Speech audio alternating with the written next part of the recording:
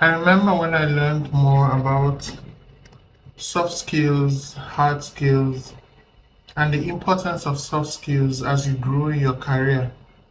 I learned distinctly in 2010 when I attended a class for middle managers at the Center for Creative Leadership. What had happened prior to that was that we had a change of leadership at the organization that I worked with.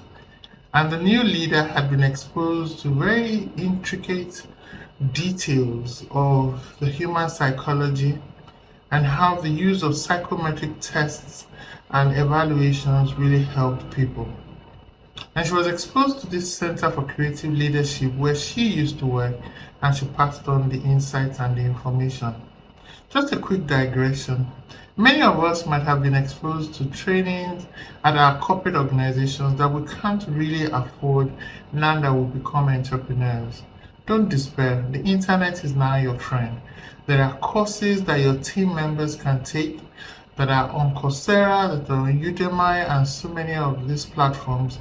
And all you need to get is a corporate license, and your team will be able to experience it in a manner similar to yours. Or you can find facilitators who will teach and expose your team members to their legendary insights using virtual platforms. Let's go back to the point.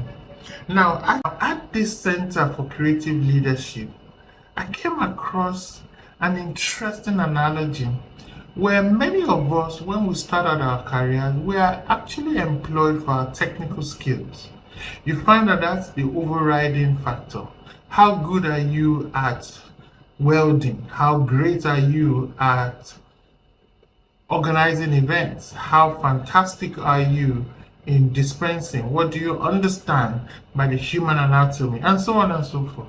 But as you are growing into middle management, that becomes secondary.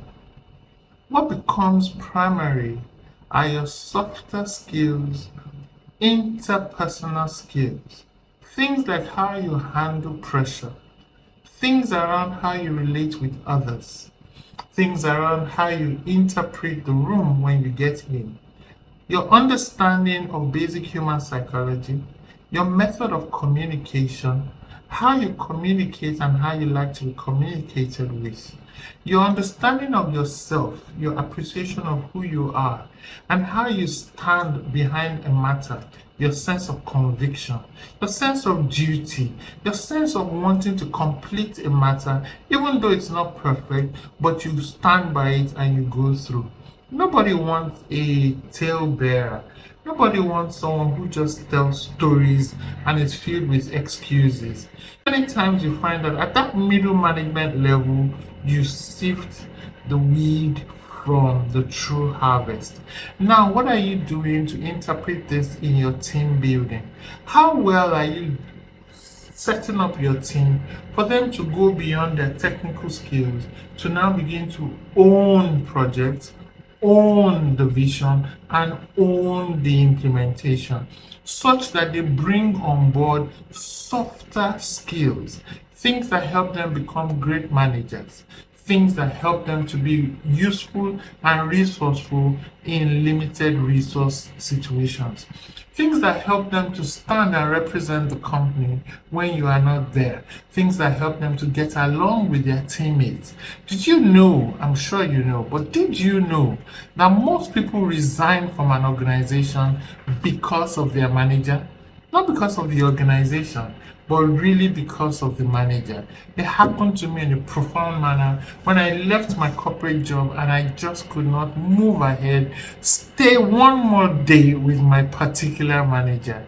It happens also in small entrepreneurial ventures, and you must be on the lookout. Look out for who your team is interacting with within the organization, and be careful to build up soft skills in your middle managers.